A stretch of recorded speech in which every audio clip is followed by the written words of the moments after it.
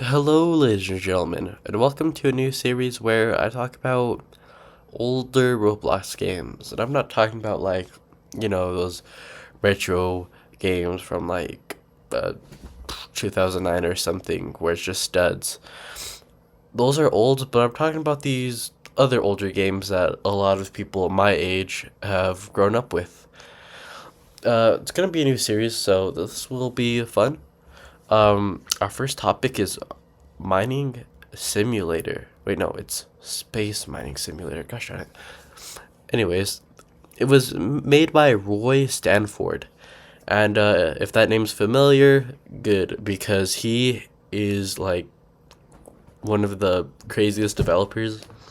He made Spider. What else did he make? He made Rainbow Friends. He made Redwood Prison, I believe. So this guy is like really infamous for making some pretty crazy games. The main point of Space Mining Tycoon is just to you mine ores right on the moon or whatever, and you get them and you put them on this conveyor belt. You put it on the conveyor belt and it just goes into this moneymaker thingy mabobby. And the cool thing about that is you can add things on top of it and on top of it to make it worth even more.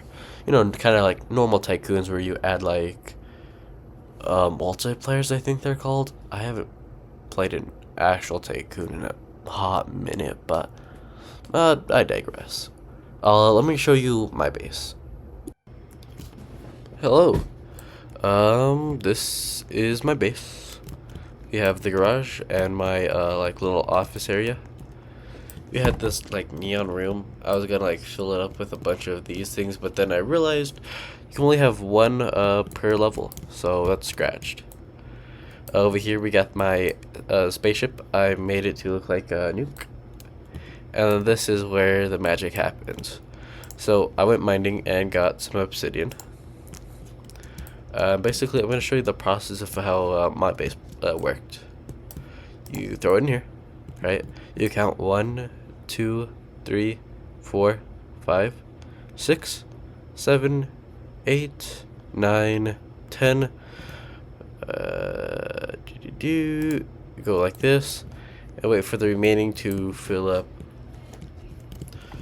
I think we can start turning you on, which will fill up this. We could also do the same with you.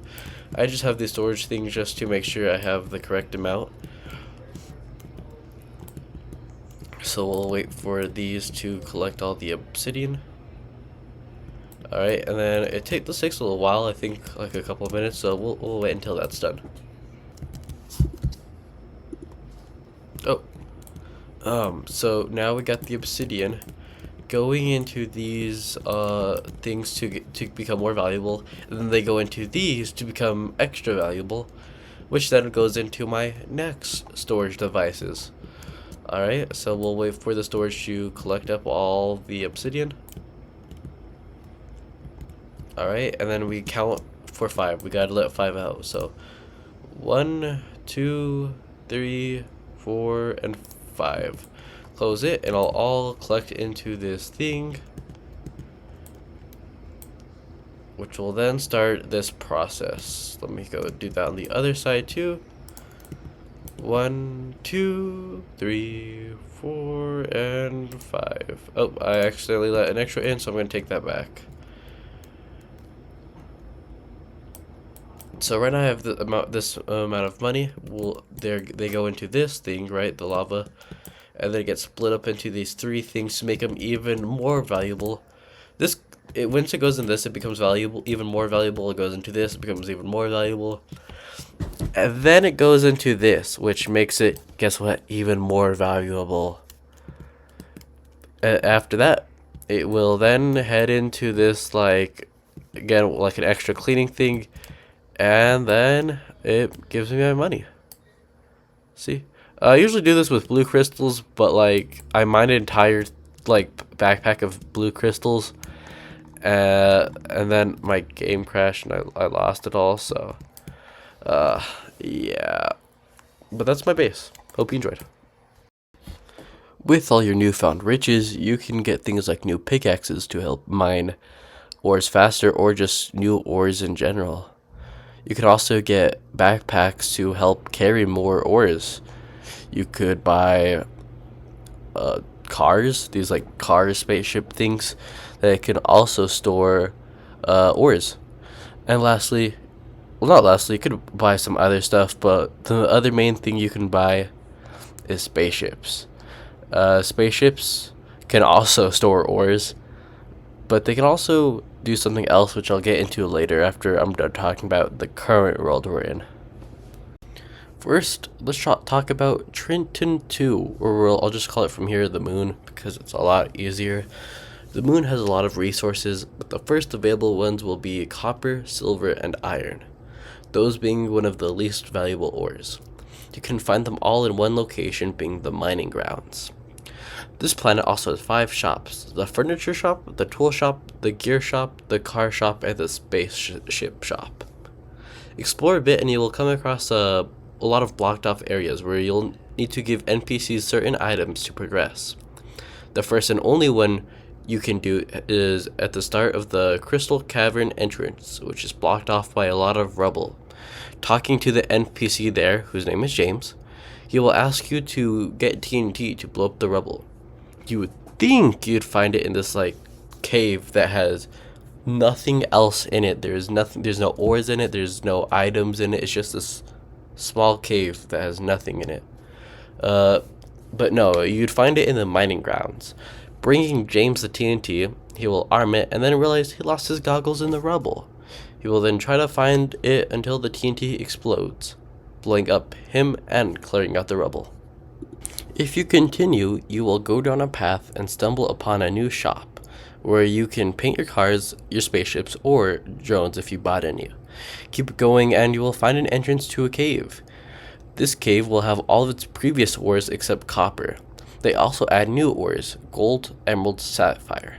Explore long enough and you will find a lone door with lots of locks and chains on it. I'll come back to that one later. On one part of the map, there is a giant gate with an NPC named Ada. She tells you that you need a power source to open the gate. And okay, that's all for the moon for now. The next planet is called Fury. It's by far the smallest out of the bunch, and landing will put you on a small platform, which you can then jump down to land on a small platform.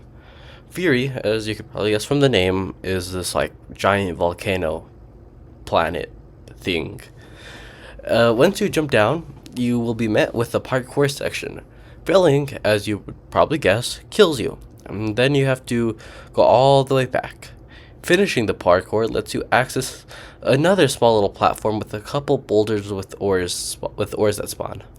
There's also an NPC named Lewis, who is by far the most useless NPC out of the bunch. He does nothing and says nothing of importance.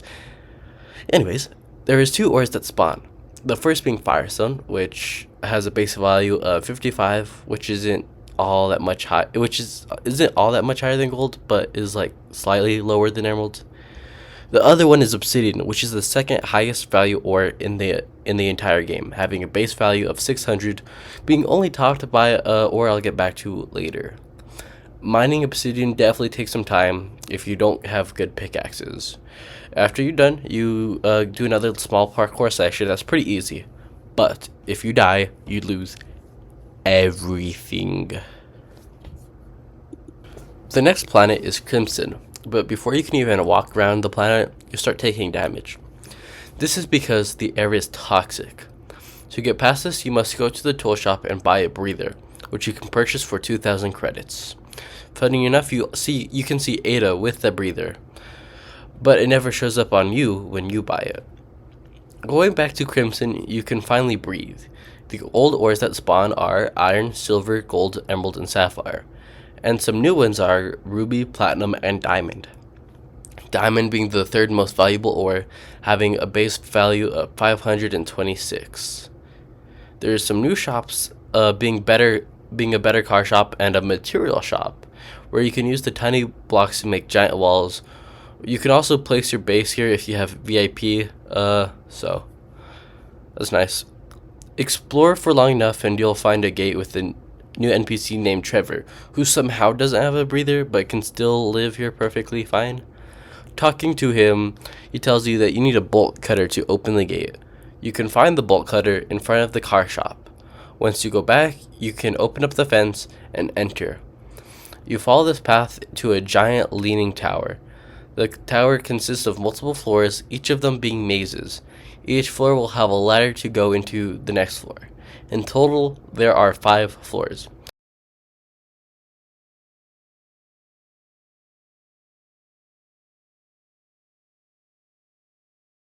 In the final floor, you can find the battery to power the gate on the moon with Ada.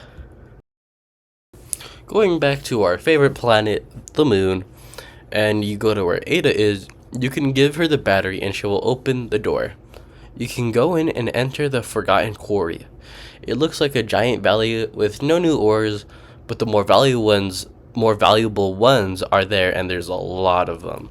The ores are diamond, platinum, ruby, sapphire, emerald, gold. Now, if you go all the way back to the first area, you unlocked the Crystal Cavern. You can go to a locked door I talked about earlier and unlock it with the bolt cutters. If you enter, you can find a small mini cave with a new ore called blue crystals, being by far the most valuable ore in the game, having a base value of 1,000. Only blue crystals spawn in there, but only a max of 4 can spawn at a time. But luckily, they don't take too long to reappear, but it can become a nuisance when there's multiple players trying to get the blue crystals. But hey, the game's dead, so you don't really gotta worry about that. Now, time to talk about this game's online presence. Of the time of recording, you will almost never see a single person playing the game. However, since the game was made in 2018, being 7 years old now, it wasn't always like this. The game was really popular for time, although I can't find where it peaked at.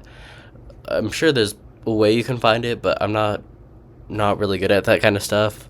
I do know that it was so big that the YouTuber Think Noodles played it twice, and the YouTuber Gravy Cat also played it at some point. I talked to a player I saw who was playing the game at the time. I asked him why he was still playing even after all this time. He says nostalgia mostly, and he used to watch people play this game all the time on YouTube. And it just goes to show a lot of these games I'm going to talk about in this series were a part in our childhood. That someone who might have been a kid playing the game now has a job or is in college. It's a shame the game was cancelled. Similar to all of other Roy Stanford's projects, he usually abandons them no matter how big they are. Anywho, I hope you guys enjoyed all this first episode in my series. I look forward to doing more. I'll be seeing you, ladies and gentlemen, in the next one. Bye-bye!